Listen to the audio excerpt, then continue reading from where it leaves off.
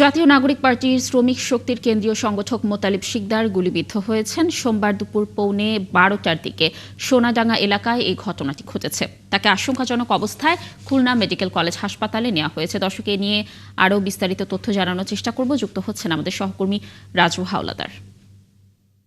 রাজু, আহত মোতালেব শিকদারের শারীরিক অবস্থা এখন কেমন রয়েছে?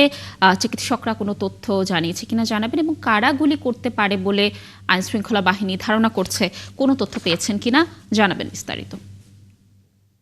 জি, ধন্যবাদ কানিস আপনাকে। আমি এখন আছি যেখানে মোতালেব শেখকে গুলি করা হয়েছে।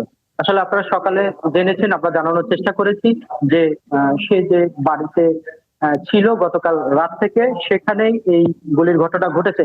তবে আমাদের পুলিশ জানিয়েছে যে গতকালকে রাতে তন্নি নামে একটি মেয়ে, সে বিবাহিত তার বাসায় তারা 4-5 জনে আসেন এবং এখানে এসে সকালবেলায় এই ঘটনাটা ঘটে।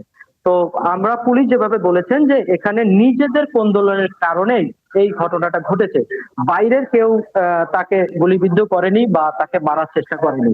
আপনারা ইতিমধ্যে জেনেছেন যে হাসপাতালে তিনি আছেন, তবে এখন বর্তমানে তিনি মোটামুটি ভালো আছেন, ডক্টর জানিয়েছেন, এবং দেখভাল করছেন।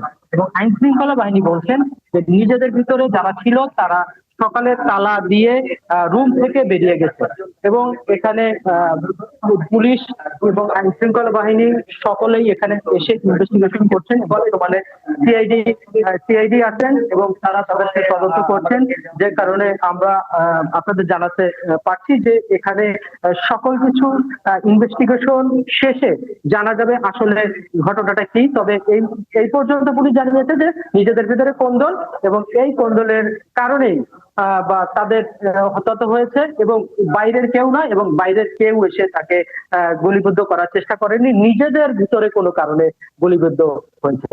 আমার কাছে এই ছিল সর্বশেষ সংবাদ।